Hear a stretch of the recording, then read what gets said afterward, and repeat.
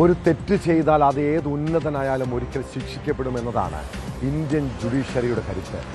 പ്രമാദമായ കൊലക്കേസുകളിലും ബലാത്സംഗ കേസിലുമൊക്കെ പതിറ്റാണ്ടുകൾക്ക് ശേഷം കോടതി പ്രതികൾക്ക് ശിക്ഷ വിധിച്ചിട്ടുണ്ട്.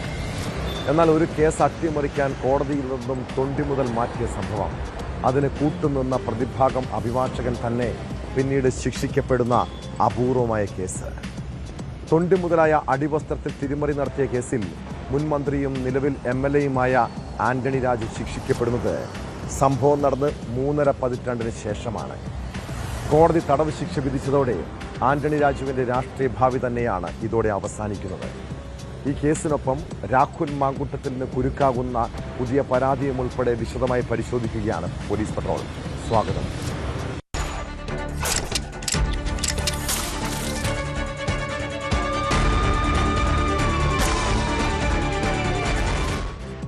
കേരളത്തിൻ്റെ നീതിന്യായ ചരിത്രത്തിൽ തന്നെ അപൂർവമായ കേസ്.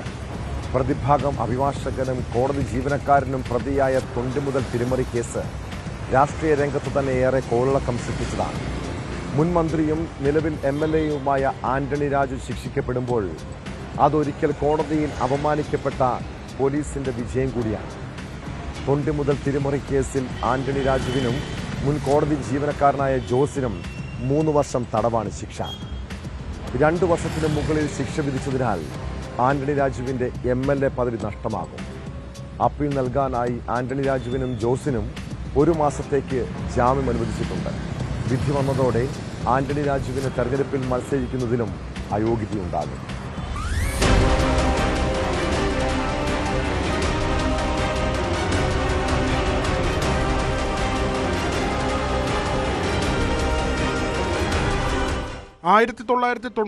ഏപ്രിൽ 4 തിരുവനന്തപുരം വിമാനത്താവളത്തിൽ 2 പാക്കറ്റ് ലഹരിമരുന്നുമായി എത്തിയ ഓസ്ട്രേലിയൻ പൗരൻ ആൻഡ്രൂ സാൽവദോറിനെ രക്ഷിക്കാൻ തൊണ്ടി മുതലായ അടിവസ്ത്രം മാറ്റിയെന്നാണ് കേസ്. സാൽവദോറിന്റെ അഭിഭാഷകയുടെ ജൂനിയറായിരുന്ന ആന്റണി രാജു കോടതിയിലെ ക്ലർക്കിന്റെ സഹായത്തോടെ തൊണ്ടി മുതലായ അടിവസ്ത്രം പുറത്തെത്തിച്ച് വെട്ടിത്തയ്ച്ച് ചെറുതാക്കി തിരികെ വെച്ചെന്ന് കണ്ടെത്തിയിരുന്നു. പ്രതിയായ വിദേശിയെ തിരുവനന്തപുരം സെഷൻസ് കോടതി 10 വർഷത്തേക്ക് ശിക്ഷിച്ചെങ്കിലും പിന്നീട് ഹൈക്കോടതി വെറുതെ വിട്ടു. പ്രതിയെ ഹൈക്കോടതി വിട്ടയക്കാൻ തൊണ്ടിയിലെ അളവ് വ്യത്യാസം നിർണായകമായി. പാകമാകാത്ത അടിവസ്ത്രമാണ് തെളിവായി ഉണ്ടായിരുന്നതെന്ന വാദമാണ് പ്രതിയെ രക്ഷിച്ചത്. മറ്റൊരു കേസിൽ ശിക്ഷിക്കപ്പെട്ട് ജയിലിലായ പ്രതി സഹതടവുകാരനോട് തൊണ്ടി മുതൽ തിരിമറി വെളിപ്പെടുത്തിയതോടെയാണ് സംഭവം പുറത്തറിഞ്ഞത്. തുടർന്ന് 1994 കേസെടുത്തു. കോടതിയിൽ സൂക്ഷിച്ചിരുന്ന അടിവസ്ത്രത്തിൽ കൃത്രിമത്വം നടന്നുവെന്ന് ചൂണ്ടിക്കാട്ടി അന്വേഷണ ഉദ്യോഗസ്ഥൻ പരാതി നൽകിയതോടെയാണ് പ്രതിക്ക് വേണ്ടി ഹാജരായ ആന്റണി രാജുവും കോടതി ജീവനക്കാരനായ ജോസും പ്രതികളായത്. 2 വർഷത്തിന് മുകളിൽ ശിക്ഷ വിധിച്ചതിനാൽ ആന്റണി രാജുവിൻ്റെ MLA പദവി നഷ്ടമാകും. ശിക്ഷ പൂർത്തിയാക്കി ജയിലിൽ നിന്ന് ഇറങ്ങുന്ന ദിവസം മുതൽ 6 വർഷത്തേക്കാണ് അയോഗ്യത. ജനപ്രാതിനിധ്യ നിയമത്തിലെ സെക്ഷൻ 8(3) അനുസരിച്ചാണ് അയോഗ്യത. ജുഡീഷ്യൽ ഫസ്റ്റ് ക്ലാസ് മജിസ്ട്രേറ്റ് കോടതിക്ക് കൊടുക്കാൻ പറ്റുന്ന പരമാവധി ശിക്ഷയായ 3 വർഷമാണ് നൽകിയിരിക്കുന്നതെന്ന് പ്രോസിക്യൂട്ടർ പറഞ്ഞു. അപ്പീൽ നൽകാനായി ആന്റണി രാജുവിനും ജോസിനും 1 മാസത്തേക്ക് ജാമ്യം അനുവദിച്ചു. വിധി പ്രസ്താവത്തിന് ശേഷം കോടതിക്ക് പുറത്തേക്ക് വന്ന ആന്റണി രാജുവിന് നേരെ കോൺഗ്രസ് പ്രതിഷേധമുണ്ടായി.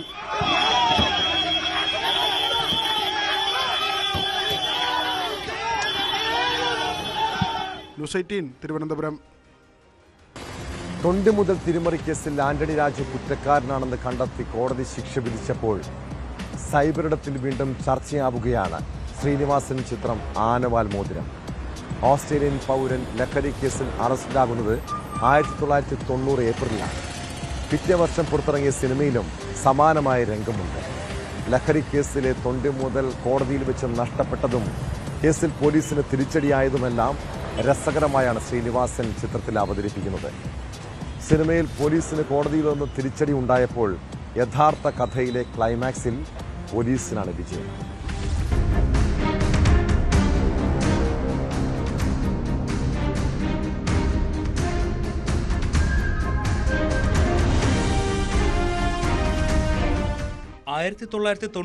ഏപ്രിൽ 4 തിരുവനന്തപുരം വിമാനത്താവളത്തിൽ വെച്ച് അടിവസ്ത്രത്തിൽ ഒളിപ്പിച്ചു കടത്തിയ ലഹരിമരുന്നുമായി ഓസ്ട്രേലിയൻ പൗരൻ ആൻഡ്രൂ സാൽവദോർ പിടിയിലാകുന്നത്. ആ കേസിൽ പ്രതിയെ രക്ഷിക്കാൻ തൊണ്ടി മുതലായ അടിവസ്ത്രം മാറ്റിയെന്നാണ് അന്ന് അഭിഭാഷകനായിരുന്ന ആന്റണി രാജുവിനെ പ്രതിക്കൂട്ടിലാക്കിയ കേസ്. കേസിൽ പ്രതിയായ വിദേശിയെ തിരുവനന്തപുരം സെഷൻസ് കോടതി 10 വർഷത്തേക്ക് ശിക്ഷിച്ചെങ്കിലും പിന്നീട് ഹൈക്കോടതി വിട്ടയച്ചിരുന്നു. ഇതിന് സമാനമായ രംഗങ്ങൾ 1991 പുറത്തിറങ്ങിയ ആനവാൽ മോതിരം എന്ന ചിത്രത്തിലുമുണ്ട്. ടി ദാമോദരന്റെ തിരക്കഥയിൽ GS വിജയൻ സംവിധാനം ചെയ്ത ചിത്രത്തിൽ ശ്രീനിവാസൻ, സുരേഷ് ഗോപി എന്നിവരായിരുന്നു പ്രധാന താരങ്ങൾ.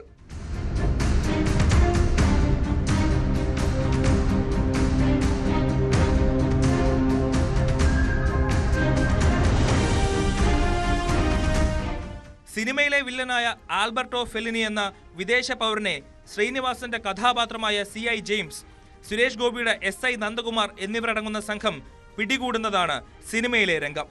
ചോദ്യം ചെയ്യലിനിടെ അയാളുടെ അടിവസ്ത്രത്തിൽ മയക്കുമരുന്ന് കണ്ടെത്തുന്നു. തൊണ്ടി മുതലായി പോലീസ് കണ്ടെടുത്ത അടിവസ്ത്രം മാറിയത് കേസിന്റെ വിചാരണയിൽ തിരിച്ചടിയായി. അങ്ങനെ പ്രതിയുടെ പേരിൽ ആരോപിച്ച കുറ്റകൃത്യം പ്രോസിക്യൂഷന് തെളിയിക്കാൻ സാധിച്ചില്ലെന്ന് ചൂണ്ടിക്കാട്ടി ആൽബർട്ടോ ഫെല്ലിനിയെ വെറുതെ വിടുന്നത് ആനവാൽ മോതിരം എന്ന സിനിമയിലെ രംഗമാണ്. ആന്റണി രാജു കേസ് വീണ്ടും ചർച്ചയായപ്പോൾ ഈ ശ്രീനിവാസൻ ചിത്രവും സൈബറിടത്ത് ചർച്ചയാണ്.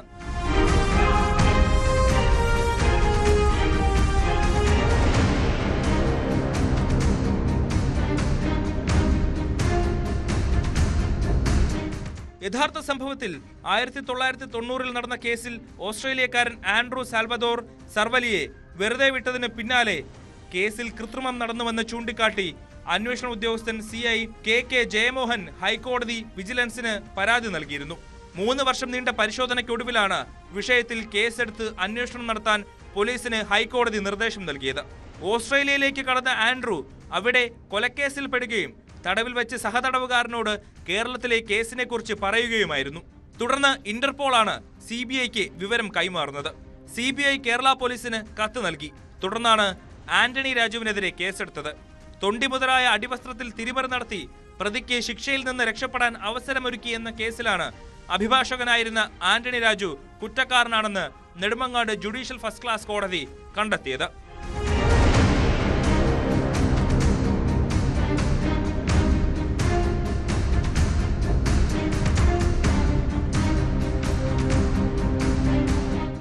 News desk, news 18. സ്വന്തം ഭാര്യ മറ്റൊരാളുമായി സൗഹൃദത്തിലാകുന്നു. ആ ബന്ധത്തിൽ അവൾ ഗർഭം ധരിക്കുന്നു. ഒരു പുരുഷനെ സംബന്ധിച്ച് അങ്ങേയറ്റം മാനഹാനിയും നാണക്കേടും ഉണ്ടാക്കുന്ന കാര്യമാണത്. രാഹുൽ മാങ്കൂട്ടത്തിനെതിരായ ലൈംഗികാരോപണ കേസിൽ പരാതിക്കാരിയുടെ ഭർത്താവിൻ്റെ മാനസികാവസ്ഥയെക്കുറിച്ച് ആരെങ്കിലും ചിന്തിച്ചിട്ടുണ്ടോ? പ്രണയിച്ച് വിവാഹം കഴിച്ച ആ ചെറുപ്പക്കാരൻ്റെ ജീവിതമാണ് രാഹുൽ തകർത്തത്. ആ യുവാവും ഭാര്യയും തമ്മിലുള്ള കുടുംബ പ്രശ്നം അവസരമാക്കിയാണ് രാഹുൽ പെൺകുട്ടിയുമായി അടുത്തത്. തൻ്റെ ജീവിതം തകർത്ത രാഹുൽ മാങ്കൂട്ടത്തിനെതിരെ നിയമ പോരാട്ടത്തിനൊരുങ്ങുകയാണ് പരാതിക്കാരിയുടെ ഭർത്താവ്. രാഹുലിനെതിരെ നടപടി ആവശ്യപ്പെട്ട് യുവാവ് മുഖ്യമന്ത്രിക്കും DGPക്കും പരാതി നൽകി.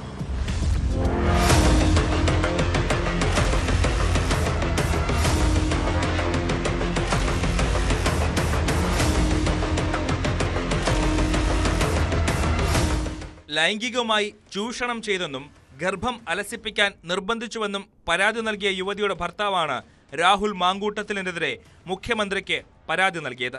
രാഹുൽ തന്റെ കുടുംബജീവിതം തകർത്തുവെന്നും കേസെടുക്കണമെന്നും ആവശ്യപ്പെട്ടാണ് പരാതി. കുടുംബ പ്രശ്നം തീർക്കാനാണ് താൻ ശ്രമിച്ചതെന്നാണ് രാഹുൽ കോടതിയിൽ ഹർജി നൽകിയത്. എന്നാൽ രാഹുൽ തന്റെ കുടുംബം തകർക്കുകയാണ് ചെയ്തതെന്നും പരാതിയിൽ പറയുന്നുണ്ട്. വിവാഹിതയാണെന്നറിഞ്ഞിട്ടും രാഹുൽ തന്റെ ഭാര്യയെ വശീകരിക്കാൻ ശ്രമിച്ചു. താനില്ലാത്ത സമയങ്ങളിൽ തിരുവനന്തപുരത്തെ ഫ്ളാറ്റിലെത്തി. ഗർഭിണിയാവാൻ നിർബന്ധിച്ചുവെന്നും ഗർഭം അലസിപ്പിക്കാൻ മരുന്ന് നൽകിയെന്നും പരാതിയിലുണ്ട്. വിഷയത്തിൽ തനിക്ക് വലിയ മാനനഷ്ടമുണ്ടായെന്നും വിവാഹിതയായ സ്ത്രീയെ വശീകരിച്ച് രാഹുൽ മാങ്കൂട്ടത്തിനെതിരെ കേസെടുക്കണമെന്നും പരാതിയിൽ പറയുന്നു. പരാതി കൊടുക്കാനുള്ള കാരണം എന്താണെന്ന് വെച്ചാൽ എനിക്കുണ്ടായിട്ടുള്ള മാനനഷ്ടം തന്നെയാണ്. കോടതിയുടെ പരിഗണനയിലുള്ളൊരു കേസാണ്. അതുകൊണ്ട് എനിക്ക് കൂടുതൽ വിവരങ്ങൾ പറയാൻ കഴിയില്ല. കാരണം കുറ്റവാളികൾ ഒരിക്കലും രക്ഷപ്പെടാൻ പാടില്ല. അത് ഞാൻ പറയുന്ന കുറേ കാര്യങ്ങൾ കാരണം അത് കുറ്റവാളിക്ക് രക്ഷപ്പെടാനുള്ള ഒരു വഴിയാക്കാൻ കഴിയില്ല. കാരണം രാഹുൽ കുറ്റം ചെയ്തിട്ടുണ്ട് എന്നുള്ളത് ഞാൻ മനസ്സിലാക്കുന്നുണ്ട്. ഒരു MLA ഒരു കുടുംബ പ്രശ്നത്തിൽ ഇടപെടുമ്പോൾ ഒന്നുകിൽ എന്നെ വിളിക്കണ്ടേ? ഞാൻ ഉൾപ്പെടുന്ന ഒരു പ്രശ്നത്തിൽ എന്നെ വിളിക്കണമല്ലോ. എന്നെ അങ്ങനെ വിളിച്ച് സംസാരിച്ചിട്ടില്ല. ആ സമയങ്ങളിൽ ഒരിക്കൽ പോലും എന്നെ വിളിച്ച് സംസാരിച്ചിട്ടില്ല. അപ്പൊ പിന്നെ അദ്ദേഹത്തിന്റെ ഉദ്ദേശം എന്തായിരുന്നു എന്നുള്ളത് ചോദ്യം ചെയ്യേണ്ടതല്ല. ഇതില് ഇപ്പോ ഈ പറഞ്ഞ യുവതി ഗർഭിണിയായി എന്ന് പറയുന്നു, അബോർഷന് വിധേയാക്കി എന്ന് പറയുന്നു. ഇതെന്റെ തലയിൽ ചാർത്താൻ ശ്രമിക്കുന്നുണ്ടോ എന്ന് എനിക്ക് സംശയമുണ്ട്. ഭർത്താവുമായുള്ള പ്രശ്നപരിഹാരത്തിന് ഇടപെട്ടെന്നായിരുന്നു രാഹുലിന്റെ വാദം. ഇത് പൂർണ്ണമായും തള്ളുന്നതാണ് ഭർത്താവിന്റെ പ്രതികരണം. പ്രശ്നം പരിഹരിക്കാനായിരുന്നെങ്കിൽ രാഹുൽ എന്തുകൊണ്ട് തന്നെ ബന്ധപ്പെട്ടില്ലെന്നാണ് അദ്ദേഹം ചോദിക്കുന്നത്. പരാതിയും കേസുമായി യുവതി മുന്നോട്ട് പോകുമ്പോൾ ഇതിന്റെ യഥാർത്ഥ ഇര താനാണ്. വലിയ സൈബർ ആക്രമണമാണ് നേരിടേണ്ടി വന്നത്. തന്നെ വ്യക്തിപരമായി തേജോവധം ചെയ്യുന്നു. മാനസികമായി തളർന്ന താൻ കേസുമായി മുന്നോട്ട് പോകും. ആവശ്യമെങ്കിൽ കൂടുതൽ തെളിവുകൾ കൈമാറുമെന്നും യുവാവ് വ്യക്തമാക്കി. നേരത്തെ യുവതിയുടെ പരാതിയിൽ പ്രത്യേക അന്വേഷണ സംഘം ഭർത്താവിന്റെ മൊഴിയെടുത്തിരുന്നു.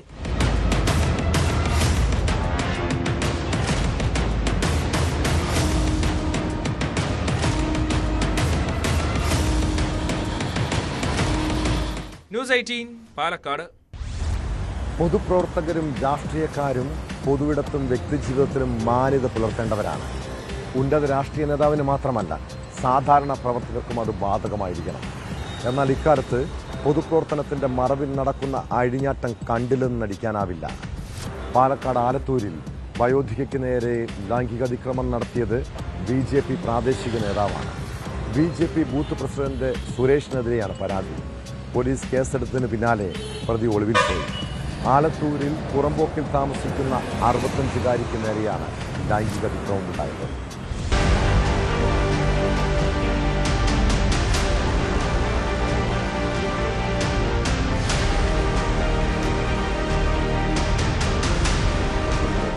ആലത്തൂർ കാവശ്ശേരിയിലെ പാടൂർ പുറമ്പോക്കിൽ കൂര കെട്ടി കഴിയുകയാണ് 65-കാരി. പുലർച്ചെ 3:30യോടെയായിരുന്നു തനിച്ചു കഴിയുന്ന വയോധികയ്ക്ക് നേരെ അപ്രതീക്ഷിത ആക്രമണമുണ്ടായത്.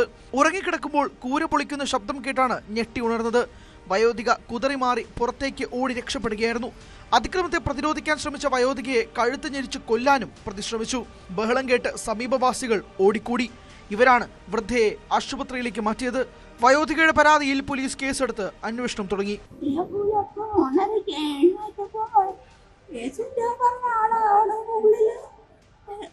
പൊളിച്ചിട്ട് ഉള്ളിൽ കയറിയിട്ട് ആരും മടക്കിയിരിക്കണു. കണ്ടിരിക്കില്ലേ, ഞാന് പേടിച്ചിട്ട് ആദ്യം കരഞ്ഞപ്പോ കരഞ്ഞിട്ട് കാര്യമില്ല, ആരും കൂടെ വരില്ല. പിന്നെ ഞാൻ പറഞ്ഞു, നീ എന്തിനു കൂടെ ഈ ഷെഡിന്റെ ഉള്ളിൽ കയറി, എന്താ ആവശ്യത്തിന് കയറിയെന്ന് പോവാൻ കാഴ്ച പിടിച്ച് തള്ളിയിട്ടു.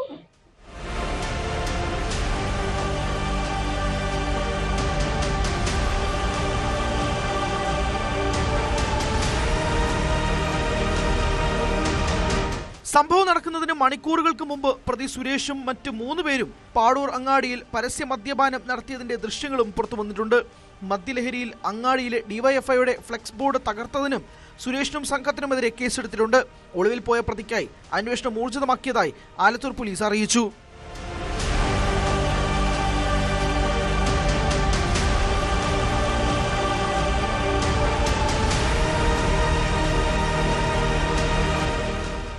ന്യൂസ് 18 പാലക്കാട്.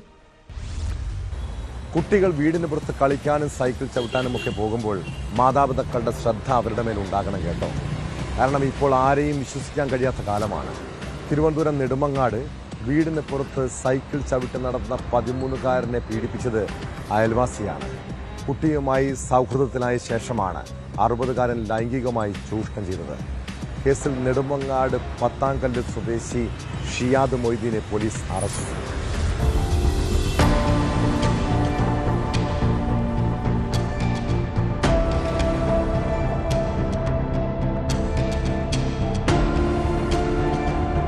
നെടുമങ്ങാട് പത്താംകല്ല് ഗ്രൗണ്ടിൽ പതിവായി സൈക്കിൾ ചവിട്ടാൻ പോകുന്ന 13 വയസ്സ് പ്രായമുള്ള സ്കൂൾ വിദ്യാർത്ഥിയുമായി പതിവായി സംസാരിച്ച് സൗഹൃദം സ്ഥാപിക്കുകയായിരുന്ന ഷിയാദ് മൊയ്തീൻ ഒരു ദിവസം ആളൊഴിഞ്ഞ സ്ഥലത്തേക്ക് ഓട്ടോയിൽ കയറ്റിക്കൊണ്ടുപോയി പ്രകൃതിവിരുദ്ധ പീഡനങ്ങൾ നടത്തുകയായിരുന്നു.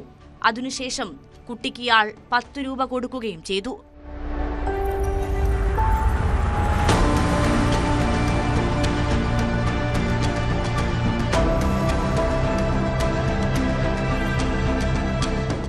ആരോടെങ്കിലും പറഞ്ഞാൽ കൊന്നുകളയും എന്നും ഭീഷണിപ്പെടുത്തി.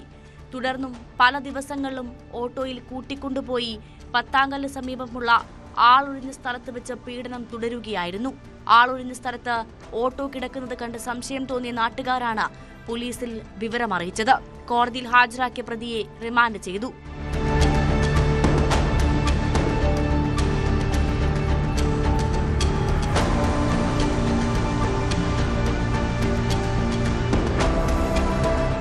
ന്യൂസ് 18 നെടുമങ്ങാട്. തൃശൂർ തിരുവില്ലാമലയിൽ ബാറിലുണ്ടായ സംഘർഷമാണ് പോലീസ് പട്രോളിംഗ് പരിശോധിക്കുന്നത്. ബാറിലെ മുൻ ജീവനക്കാരനും സംഘവും ചേർന്നാണ് ഭീകരാന്തരീക്ഷം സൃഷ്ടിച്ചത്. ബാർ ജീവനക്കാരൻ സുബ്രഹ്മണ്യനെ ഹോട്ടലിന് പുറത്തേക്ക് വലിച്ചിഴച്ച് ക്രൂരമായി മർദ്ദിക്കുന്ന ദൃശ്യങ്ങളും പുറത്തുവന്നു. കേസിൽ മുൻ ബാർമാനായ ഗിരീഷും 2 സുഹൃത്തുക്കളും പോലീസിന്റെ പിടിയിലായി. മുൻ വൈരാഗ്യമാണ് ആക്രമണത്തിന് കാരണമെന്നാണ് വിവരം.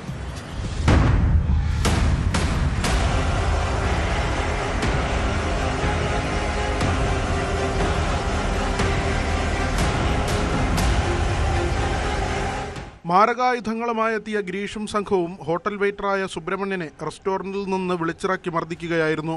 ഹോട്ടൽ മുറ്റത്തുകൂടി വലിച്ചിഴച്ച് റോഡിലെത്തിച്ചാണ് മർദ്ദിച്ചത്. കത്തിയും കല്ലും ഉപയോഗിച്ച് സുബ്രഹ്മണ്യനെ ആക്രമിക്കുന്ന ദൃശ്യങ്ങളാണ് ഇപ്പോൾ പുറത്തു വന്നിരിക്കുന്നത്.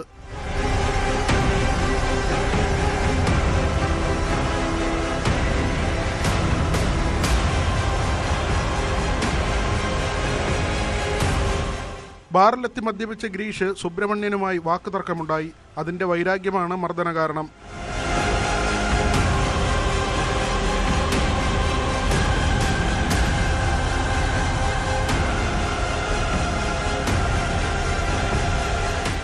താടിയെല്ലിനും കാലിനും പരിക്കേറ്റ സുബ്രഹ്മണ്യനെ ബാർ അധികൃതർ ഒറ്റപ്പാലം താലൂക്ക് ആശുപത്രിയിലും തുടർന്ന് വിദഗ്ധ ചികിത്സയ്ക്കായി തൃശൂർ മെഡിക്കൽ കോളേജിലും പ്രവേശിപ്പിച്ചു.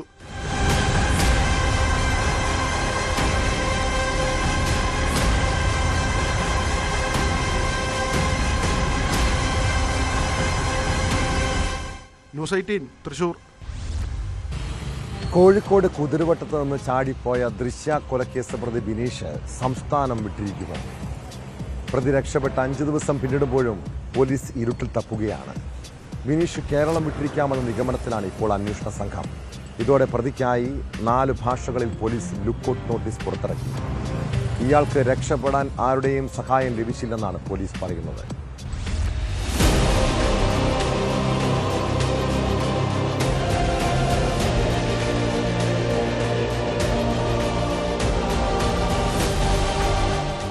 കോഴിക്കോട് കുതിരവട്ടം മാനസികാരോഗ്യ കേന്ദ്രത്തിൽ നിന്ന് രക്ഷപ്പെട്ട ദൃശ്യാവധക്കേസ് പ്രതി വിനീഷിനെ ഇതുവരെ കണ്ടെത്താനാകാത്തത് പോലീസിന് തിരിച്ചടിയാണ്. പ്രതി രക്ഷപ്പെട്ടിട്ട് 5 ദിവസമായിട്ടും സൂചനയൊന്നും ലഭിച്ചിട്ടില്ല. വിനീഷിനെ കണ്ടെത്താൻ അന്വേഷണ സംഘം കർണാടക പോലീസുമായി ബന്ധപ്പെട്ടു. പ്രതി സംസ്ഥാനം വിട്ടിട്ടില്ലെന്നാണ് പോലീസ് നേരത്തെ പറഞ്ഞതെങ്കിൽ ഇപ്പോൾ നിലപാട് തിരുത്തിയിരിക്കുന്നു. വിനീഷ് കേരളം വിട്ടിട്ടുണ്ടാകാനാണ് സാധ്യതയെന്നാണ് അന്വേഷണ സംഘം ഇപ്പോൾ പറയുന്നത്. ഇത് 2ാം തവണയാണ് പ്രതി കുതിരവട്ടത്തു നിന്ന് രക്ഷപ്പെടുന്നത്. 2022 ആദ്യം രക്ഷപ്പെട്ടപ്പോൾ വിനീഷിനെ പോലീസ് കണ്ടെത്തിയത് ധർമ്മസ്ഥലയിലാണ്. അന്ന് അവിടെ ആരെങ്കിലുമായും പരിചയപ്പെട്ടോ എന്നും ഇപ്പോൾ അവിടെ എത്താൻ സാധ്യതയുണ്ടോ എന്നുമാണ് പോലീസ് പരിശോധിക്കുന്നത്. ഇതിൽ നിന്ന് ലഭിക്കുന്ന വിവരമനുസരിച്ചാകും കേരള പോലീസ് കർണാടകയിലേക്ക് പോവുക. ഉത്തരേന്ത്യൻ സംസ്ഥാനങ്ങളിലേക്ക് കടന്നുകളഞ്ഞാൽ പിടികൂടുക എളുപ്പമാകില്ല. വിനീഷിന് രക്ഷപ്പെടാൻ മറ്റാരുടെയും സഹായം ലഭിച്ചിട്ടില്ലെന്നാണ് സൂചന. കുറ്റവാളി തനിച്ചാണ് ശുചിമുറിയുടെ ചുമർ തുരന്ന് ചുറ്റുമതിൽ ചാടിക്കടന്ന് പുറത്തെത്തിയത്. DCPയുടെയും മെഡിക്കൽ കോളേജ് ACPയുടെയും സ്ക്വാഡുകളെ ഉൾപ്പെടുത്തിയാണ് അന്വേഷണം നടക്കുന്നത്. അന്വേഷണ സംഘം കണ്ണൂർ ജയിലിലെത്തി പ്രതി വിനീഷുമായി ബന്ധപ്പെട്ട കൂടുതൽ വിവരങ്ങൾ ശേഖരിച്ചിരുന്നു.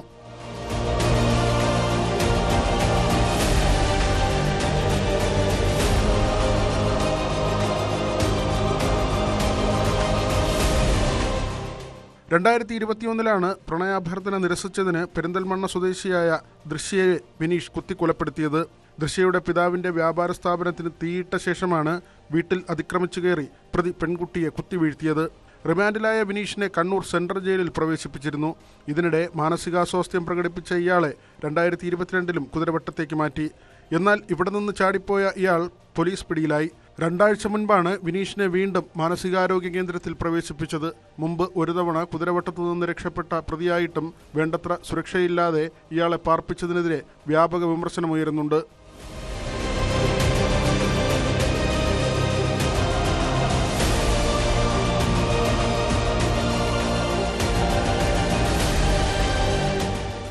ന്യൂസ് 18 കോഴിക്കോട്.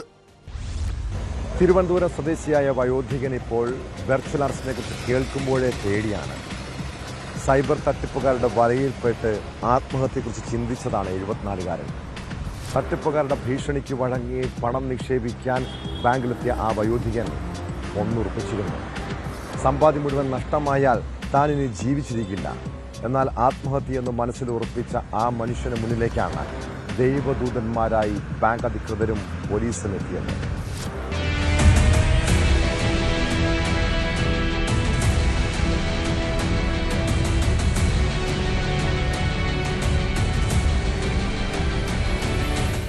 ഡിസംബർ 17 രാവിലെ 10:30 വാട്സപ്പിലൂടെ ശ്രീവരാഹം സ്വദേശിക്ക് തട്ടിപ്പുകാരുടെ സന്ദേശം ലഭിച്ചത്. മുംബൈ കൊളാബ പോലീസ് സ്റ്റേഷനിലെ ഉദ്യോഗസ്ഥരാണെന്ന് പരിചയപ്പെടുത്തിക്കൊണ്ടുള്ള വീഡിയോ കോൾ. ചില അനധികൃത പണമിടപാടുകൾ നടത്തിയതായി വിവരം ലഭിച്ചെന്നും അതിൽ ചിലരെ പിടികൂടിയതായും തട്ടിപ്പുകാർ അറിയിച്ചു. ഡിസംബർ 25 വരെ തട്ടിപ്പുകാർ അദ്ദേഹത്തോട് കേസ് സംബന്ധിച്ച വിവരങ്ങൾ സംസാരിച്ചുകൊണ്ടിരുന്നു. 26 മുതൽ ഇദ്ദേഹം പൂർണ്ണമായും വിർച്വലി അറസ്റ്റാണെന്ന് വിശ്വസിപ്പിച്ചു. അടുത്ത ദിവസം ADGP എന്ന പേരിൽ ഒരാൾ ബന്ധപ്പെടുകയും സുപ്രീം കോടതി ഉത്തരവ് പ്രകാരം ഇദ്ദേഹത്തെ അറസ്റ്റ് ചെയ്യുമെന്നും പറഞ്ഞു. കേസിൽ നിന്ന് രക്ഷപ്പെടാൻ 10 ലക്ഷം രൂപ ഒരു അക്കൗണ്ടിലേക്ക് നിക്ഷേപിക്കാനും ആവശ്യപ്പെട്ടു. വീട്ടിൽ ഭാര്യയോട് പോലും ഇക്കാര്യങ്ങളെല്ലാം ഇത്രയും ദിവസം ഈ 74-കാരൻ മറച്ചുവെച്ചു. ഭയം മൂലം ഒന്നും സംസാരിക്കാനാകാത്ത അവസ്ഥ. ഭയന്ന് വിറച്ച വയോധികൻ പിറ്റേന്ന് രാവിലെ പണമയക്കാനായി ബാങ്ക് ഓഫ് ബറോഡയുടെ ഫോർട്ട് ശാഖയിൽ എത്തി. എന്നാൽ ചില സാങ്കേതിക കാരണങ്ങളാൽ പണം അയക്കാനായില്ല. ഉത്തർപ്രദേശിലെ മൊറാദാബാദിലെ ഒരു ബാങ്കിലേക്കാണ് പണം അയക്കേണ്ടിയിരുന്നത്. സംശയം തോന്നിയ ബാങ്ക് അധികൃതർ പോലീസിനെ വിവരം അറിയിക്കുകയായിരുന്നു. സൈബർ പോലീസ് എത്തി വിവരങ്ങൾ ചോദിച്ചറിഞ്ഞു. തട്ടിപ്പുകാരുടെ നമ്പറിലേക്ക് സൈബർ പോലീസ് വിളിക്കുകയും ചെയ്തു. യഥാർത്ഥ പോലീസാണെന്ന് മനസ്സിലാക്കിയ തട്ടിപ്പുകാർ ഫോൺ കട്ട് ചെയ്തു. വീണ്ടും വിളിച്ചതോടെ നമ്പർ ബ്ലോക്കായി. പിന്നാലെ തട്ടിപ്പുകാർ അയച്ച സന്ദേശങ്ങളെല്ലാം അപ്രത്യക്ഷമാകുകയും ചെയ്തു. താൻ ഇക്കാലം അത്രയും അധ്വാനിച്ച് സമ്പാദിച്ച പണമെല്ലാം നഷ്ടമായാൽ പിന്നെ ജീവിച്ചിരിക്കില്ലെന്ന് തീരുമാനിച്ച വയോധികൻ വല്ലാത്തൊരു മാനസികാവസ്ഥയിലായിരുന്നു. കാര്യങ്ങൾ പൂർണ്ണമായും വിശ്വസിക്കാൻ ഏറെ സമയം വേണ്ടിവന്നു. കാര്യങ്ങൾ പറഞ്ഞ വയോധികനെ ബോധ്യപ്പെടുത്തിയ പോലീസ് അയാളെ സമാധാനിപ്പിച്ച് മടക്കി അയക്കുകയും ചെയ്തു.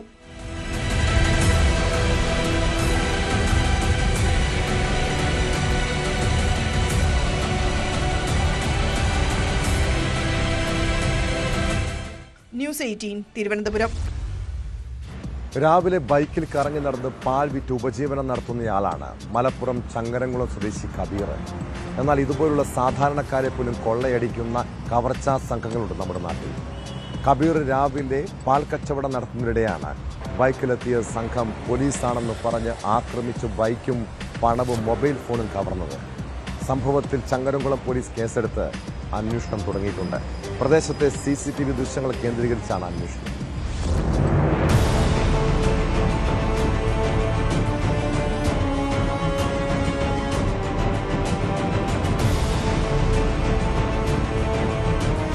കുറ്റിപ്പുറം തൃശൂർ സംസ്ഥാന പാതയിൽ ചങ്ങരംകുളം വളയംകുളത്ത് അസബാഹ് കോളേജിന് സമീപം ശനിയാഴ്ച രാവിലെ 7 മണിയോടെയാണ് സംഭവം. ബൈക്കിലെത്തിയ സംഘം പാൽ വിതരണക്കാരനെ ആക്രമിച്ച് ബൈക്കും പണവും മൊബൈൽ ഫോണും കവർന്നു. പാൽ വിതരണത്തിനെത്തിയ മാങ്കുളം സ്വദേശി കബീറിനെയാണ് സംഘം ആക്രമിച്ചത്. 2 ബൈക്കുകളിലായി എത്തിയ 3 പേരടങ്ങുന്ന സംഘമാണ് ആക്രമണം നടത്തിയത്. പോലീസാണെന്ന് പറഞ്ഞാണ് സംഘം കബീറിനെ തടഞ്ഞു നിർത്തിയത്. ആക്രമികളാണെന്ന് തോന്നിയതോടെ കബീർ ബൈക്ക് ഉപേക്ഷിച്ച് ഓടുകയായിരുന്നു.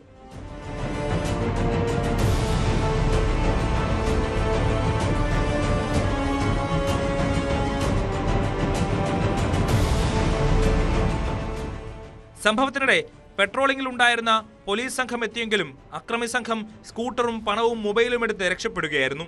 സംഭവത്തിൽ ചങ്ങരംകുളം പോലീസ് അന്വേഷണം തുടങ്ങിയിട്ടുണ്ട്. പ്രദേശത്തെ CCTVകൾ പരിശോധന നടത്തി വരികയാണെന്ന് അന്വേഷണ സംഘം പറഞ്ഞു.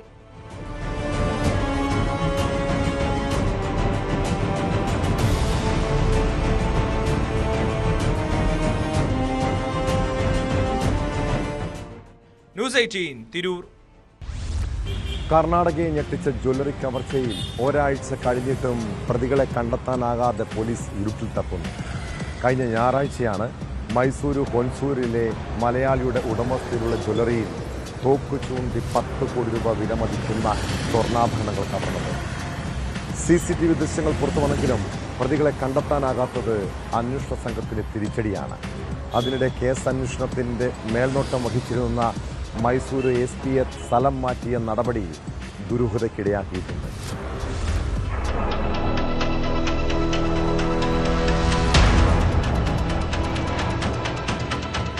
മൈസൂരു ഹൊൻസൂരിൽ ബൈക്കിലെത്തിയ 5 അംഗ സംഘം തോക്കു ചൂണ്ടി സ്വർണ്ണാഭരണങ്ങൾ കവർന്ന കേസിൽ ഒരാഴ്ച പിന്നിട്ടിട്ടും പ്രതികളെ കണ്ടെത്താനാകാതെ പോലീസ് കഴിഞ്ഞ ഞായറാഴ്ച ഉച്ചയ്ക്ക് 2 മണിക്കാണ് മലയാളിയുടെ ഉടമസ്ഥയിലുള്ള സ്കൈ ഗോൾഡ് ആൻഡ് ഡയമണ്ടിൽ നാടിനെ ഞെട്ടിച്ച കവർച്ച.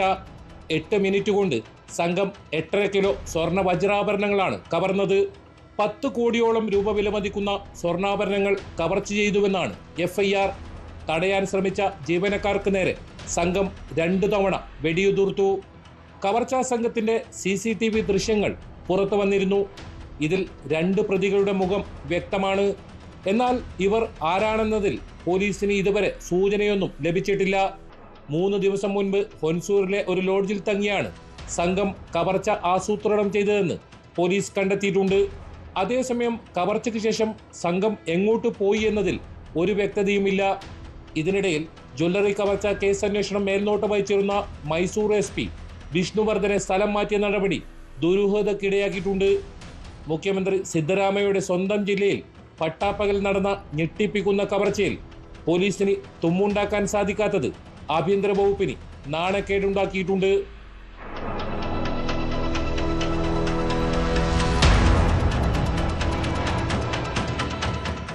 ന്യൂസ് 18 കാസർഗോഡ്. ഇതര സംസ്ഥാനങ്ങളിൽ നിന്ന് കേരളത്തിലേക്ക് വ്യാപകമായി ലഹരി ഒഴുകുകയാണ്. ഇവിടെ ജോലിക്കെന്ന വ്യാജേന എത്തുന്നവർ ട്രെയിൻ മാർഗമാണ് കഞ്ചാവ് ഉൾപ്പെടെ കൊണ്ടുവരുന്നത്. ബംഗാളിൽ നിന്ന് ട്രെയിൻ മാർഗം കഞ്ചാവ് എത്തിച്ച് വിൽപ്പന നടത്തുന്ന പ്രതിയെ തിരൂരിൽ വെച്ച് പോലീസ് അറസ്റ്റ് ചെയ്തു. ബംഗാൾ സ്വദേശിയാണ് 3.5 കിലോ കഞ്ചാവുമായി പിടിയിലായത്.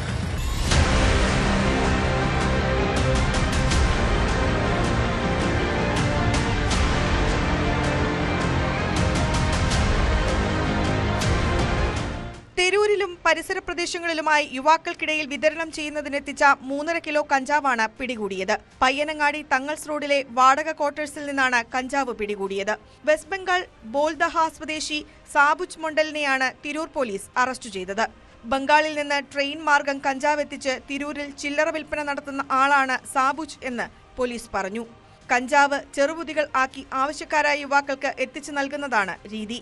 2024 സമാനമായി കഞ്ചാവ് വിൽപ്പന നടത്തിയതിന് സാബുജ് അറസ്റ്റിലായിട്ടുണ്ട്.